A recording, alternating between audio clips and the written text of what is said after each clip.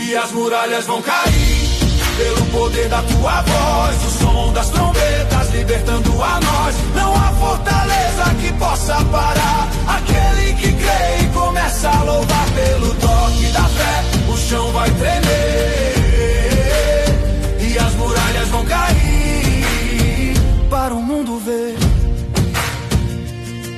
Talvez hoje existam muralhas em mim, o medo, a dúvida, a dor que não tem fim. Mas como em Jericó eu vou marchar, com louvor e fé eu vou gritar,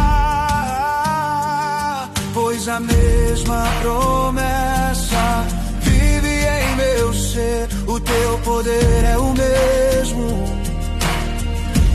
faz o impossível acontecer.